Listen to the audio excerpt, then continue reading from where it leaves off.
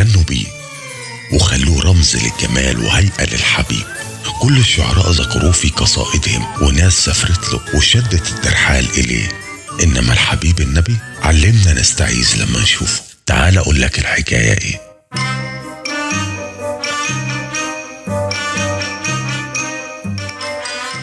ما من عنصر من عناصر الطبيعة حظي في الأدب وخاصة في الشعر بالمكانة التي حظى بها القمر.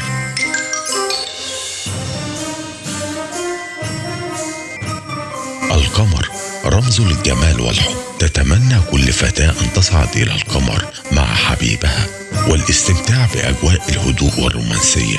إنما القصة غير كده خالص. بينما نحن ننتظر خسوف القمر، والذي يتميز بأنه يجمع بين قمر الدم وعملية الخسوف، هناك من ينتظر لينفذ طقوس السحر والشعوذة. يلعب القمر دورا مهما في الكثير من الطقوس السحرية، إن لم نقل كل الطقوس، فهو يمارس تأثيره بشكل إما إيجابي أو سلبي حسب درجة نموه وموقعه. على حد زعمهم يناسب النصف الأول من الشهر القمري القيام بأعمال السحر الدفاعي، بينما لا تنجح وصفات السحر المؤذية إلا ابتداء من يوم 15 في الشهر.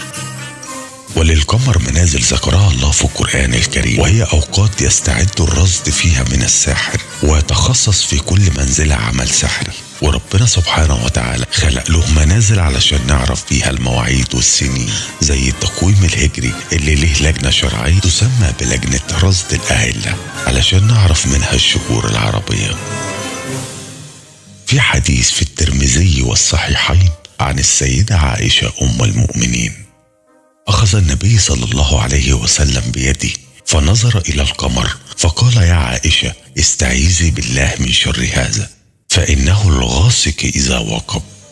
وذكر الغاسق في القرآن الكريم في سورة المعوذتين من شر غاسق إذا وقب. يعني احنا لما ننظر للقمر مطلوب مننا ان احنا نستعيذ بالله من شر هذا الغاسق. يا ترى هتفرح بعد كده لما حبيبك يقولك انت زي القمر؟